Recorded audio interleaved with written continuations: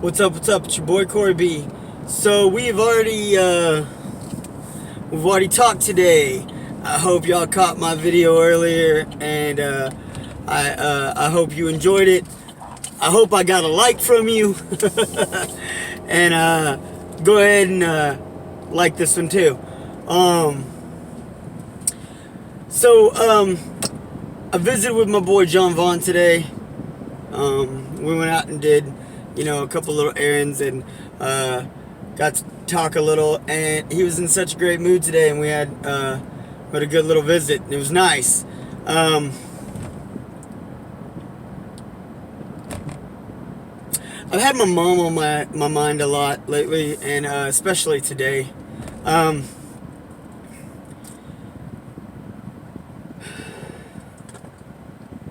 Those who don't know, I lost my mom a year and a half ago, and it's been quite a struggle for me. It's also been a source of inspiration for me and motivation, but at the same time, there's been those moments where it's kind of just my long for her has been a little bit of a distraction.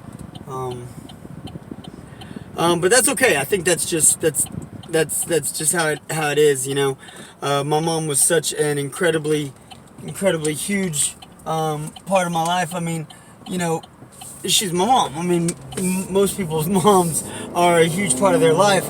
But I literally, even to this day, not to this day, but up until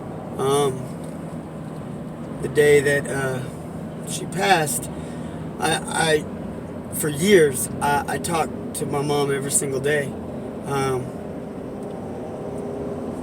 She always supported me. She was my biggest fan. She supported me in all my life choices, all my adventures, all my business ventures, my school, my education, anything that I ever did. It's like when I was younger, I remember as I got older, I got out of high school, which I did not graduate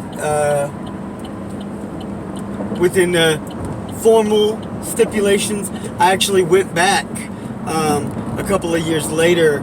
I didn't get past 10th grade. And then after 10th grade, a few years later, I think was I 19? No, that's not right. I was 20. I was 20 years old, almost 21, when I went back to school, and literally, I went to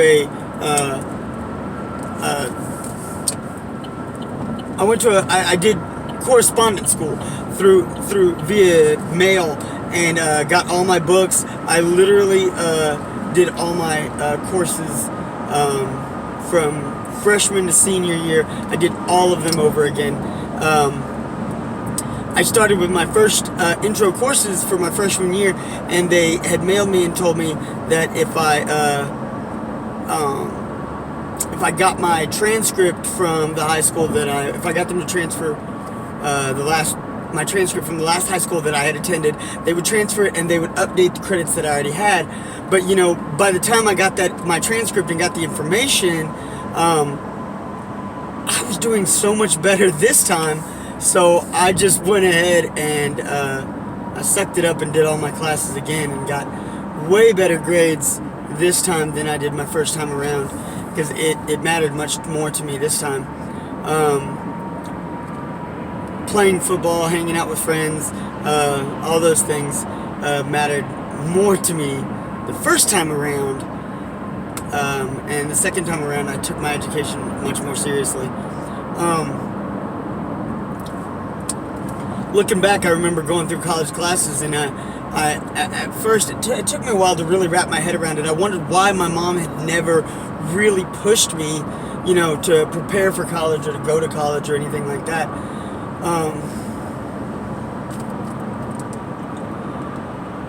And it dawned on me. My mom never pushed me because she believed in me, because she trusted me. she actually believed in me and trusted in me more than she trusted in her own self. I didn't realize it till years later that my mom actually trusted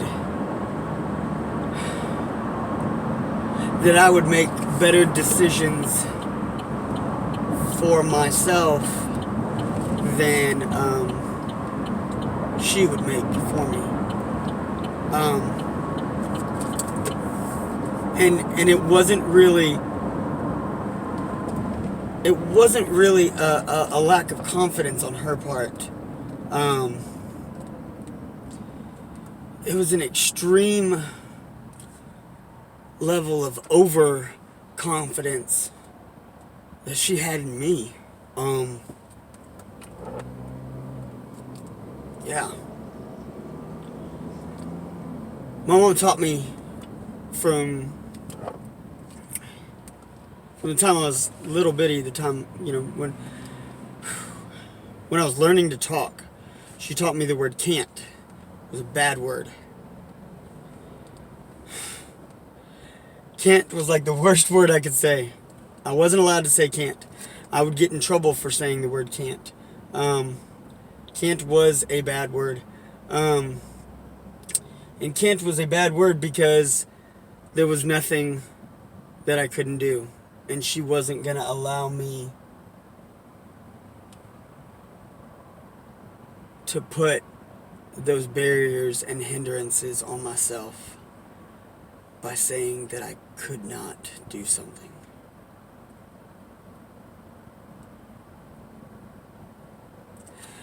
And it took so many years for me to fully wrap my head around that. And I think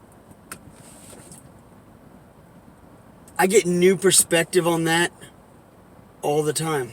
I mean, I truly do. I get new perspective on that on a regular basis. Especially with me running my own business and seeing the stages and the levels that my business has gone through, and seeing the many times that my business has struggled and I've watched businesses fail. And my mom would call me every day and ask me, how was work? And I would tell her how things were going. I would always tell her things were going great. Because I always really believed things were going great. Even when things were rough or bad, I mean, things were still going great. I was running my own business. And even when I wasn't running my own business, when I worked for a music store as a, shipping receiving manager for almost 5 years. And when I was working there, God, I loved my job. I loved what I did. I enjoyed it on such a high level. I enjoyed the people that I worked with. I enjoyed the tasks that I did. I enjoyed having my own space. I ran the dock. I was literally a one-man receiving dock.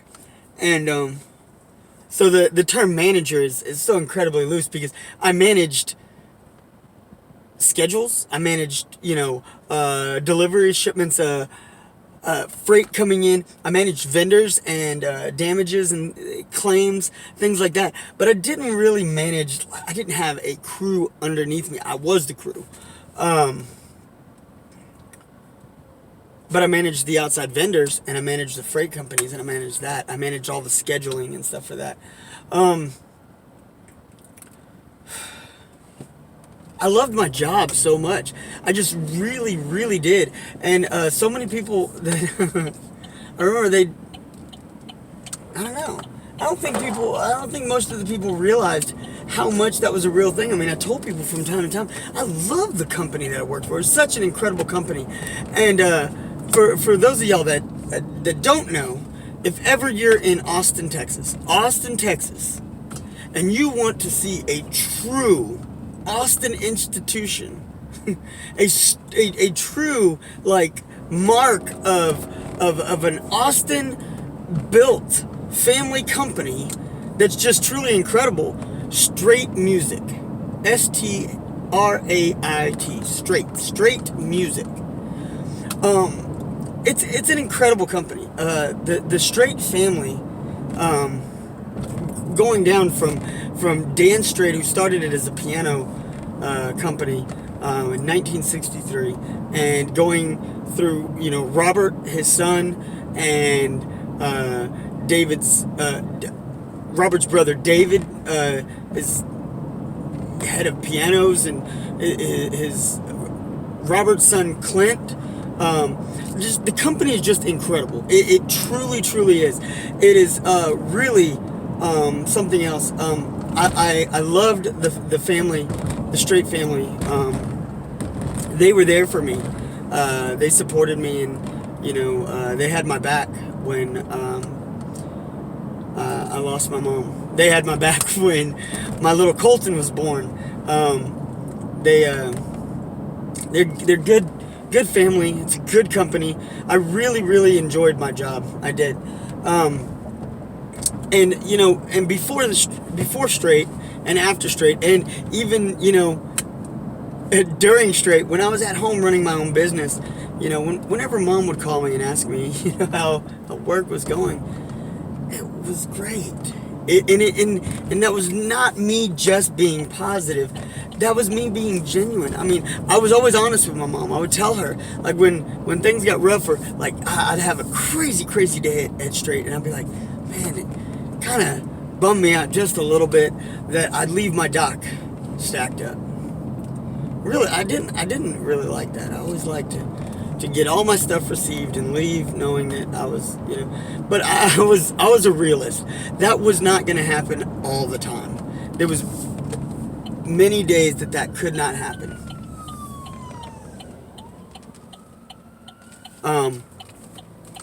Fire truck.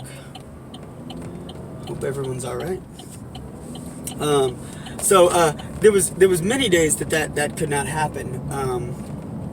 And it just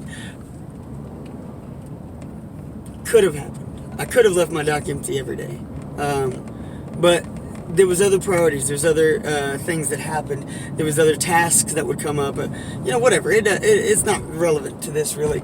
Just the point is I would tell my mom. I'd be like, Mom, I didn't quite get everything done I wanted to today.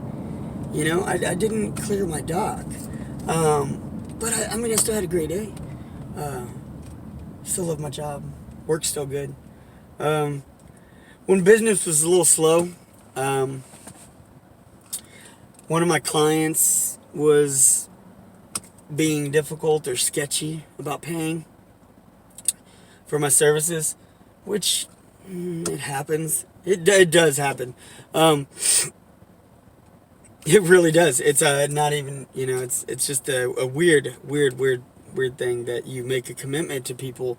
You enter into a contract, a situation in which you're going to provide services, and they're going to provide your fees and payment when you provide the services, and then come payday, there's no payday. So that has happened on countless times, and some of those wasn't a big hassle to end up getting my money. It just was a little more hassle than it should have been, and some of those was a bigger fight to get my money. Thankfully, it's not a common occurrence. It's just an occurrence that's happened. Sometimes in my resale business, sometimes I go out and to my places that I find my inventory, go to the auction maybe, and it's just kind of a dud of a day. And I walk away, everything either went for too much money and it wasn't worth the investment on my part, or there just wasn't really anything that I saw that was value. So ultimately, anything can happen any given day, or I'm just haven't made the amount of sales that I want today. Yesterday and the day before was a perfect example. My sales the last 3 days have been slightly lower than I'd prefer them to be, but it's okay. I mean, that's an ebb and a flow of business. It does happen, and if I were to talk to Mom today, she'd call me, Corey, baby, how's everything doing? Are you doing okay? How's business? How's work? Mom, works great. Works great. It's a little slow. The past couple of days are a little slow, but it's okay. I've actually been busy. Just sales are a little slow. And she'd 100% have my back. She'd be like, it's okay. You know, she would support me. She would show me her love and support. And she would, you know, these things happen, Corey. You know it's going to pick back up. You know you're going to make your mark. You know you're going to hit, you know, you're going to get more than, or she would interject her assistance. Corey, how can I help? I wish I could be there. I would help you. I would do whatever you need. I would sell stuff. I would list stuff. I would do whatever. She was always had such a desire to be a part of everything I did and help me, just to show me her love and endless support. And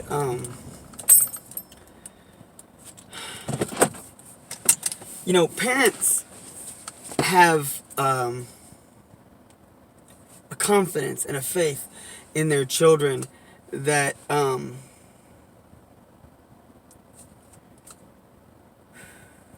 in lots of cases is unparalleled, you know, really but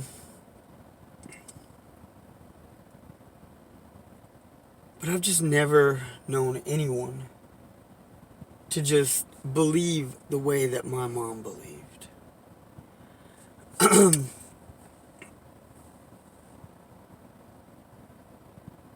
When I was little, I couldn't have been more than like 4, and we lived in a trailer park. I don't think I've shared this story here before, but we lived in a trailer park, and we all each had our own yards, but in between the yards, like the driveway was gravel. So it was all gravel, and where the gravel was, you would find occasionally like a nut, a bolt, you know, a washer, a little hinge or something, okay? You would find these little different pieces of like whatever. And well, my mom had this old blue car that she loved. Man, I want to say it was an old Cadillac. I'm pretty positive it was an old Cadillac. But she loved this car, but it was kind of unreliable. It was not the most reliable car. And my dad was away. He worked on the rig. He worked the oil field, so he was back and forth, back and forth, back and forth. And one day I had it in my mind. I got my crayons, and I got a piece of paper, and I drew a picture. I drew a picture of a car, and I colored it and everything. Somehow this was a blueprint in my mind. Mind you, like I said, I was like 4. So I drew this picture, and I got one of my mom's old shoeboxes, and I put this picture in there. And I started collecting little pieces from the gravel and from, you know, anywhere as far as she would kind of let me walk, you know. I would collect little pieces, and she kind of asked me what I was doing, and I was like, look, I showed her my picture, and I showed her the pieces, and I told her, I was like, these are pieces, these are parts. I am going to build you a new car. And instead of telling me, you know, you don't have to do that, you know, you can't do that. And I've literally heard parents tell their child, that's not going to happen. You know you can't do that, right? Why would you stifle your kid? But anyways, my mom, what she did, she looked at me with like almost tears in her eyes. I'll never forget it. It was just such a sweet thing, and I didn't understand at the time. But she had tears in her eyes, and she smiled, and she gave me this big hug and said it was the sweetest thing anybody had ever done for her. And I didn't understand what I did. I didn't understand what I had done. She believed I was going to build her a car. I mean, obviously she didn't believe I was going to do it at 4. But she believed that if I wanted to, that one day I would. I think I was a little all over the place today in my conversation here. And I'm not trying to be all over the place, so I apologize if it appeared that way. It's kind of how my mind races sometimes, and I just felt like I needed to share. We all need that someone in our life. We need that someone who just believes. I'm thankful for Kimberly and for Corey and for Colton and the way they believe in me. But I know fully that my mom set me up to be the person I am for them. I wouldn't have been able to be this person for them had she not built me up to be this person in the first place. I miss her every day, and I'm thankful every day. Frequently in our society, we take a moment to let someone know they've done something wrong or fallen short, or to correct someone. Take a moment today and let someone know that they got it right, or that you believe in them, or that you have a confidence. And don't lie. I mean, don't just seek out someone, but I know there's someone that you're going to cross paths with today. Just going to do something good. Let them know they did it good. Far too often we let people know they did it bad or did it wrong, but how often do you take that moment and say, you did great, you did good. I know you're on the right track. You're doing something great and beautiful and wonderful and amazing, and I'm happy that I'm a part of it. I'm happy that I'm witnessing it. I'm happy that I'm a bystander. I'm the audience that's getting to see you reach for that star.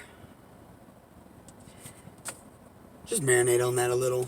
Just let that, permeate in your mind, your psyche, and just think about how much you could change or influence someone else's life by just letting them know that you see them doing something great and that you're happy to see it. And who knows where they're gonna be and how much that little boost that you gave them could have helped them, and how much that boost could potentially help you. We got to be in this to help each other. We got to be in this, and support each other, and be happy doing what you're doing. If you're not happy doing what you're doing, do something different already. Come on. All right. I'm Corey B. Y'all know who I am. If you're not following my site, beingcoreybayless.com, go follow it now. What are you thinking? And click that subscribe button, ding that bell, get your notifications. Don't miss out on anything. Stay tuned because I got so much more coming. I'm so excited. I'm so pumped. I'm ready for big things. And I want you to be a part of it. I don't want you to miss a single thing. All right. Till next time, y'all keep getting cocky and let's get it done, baby.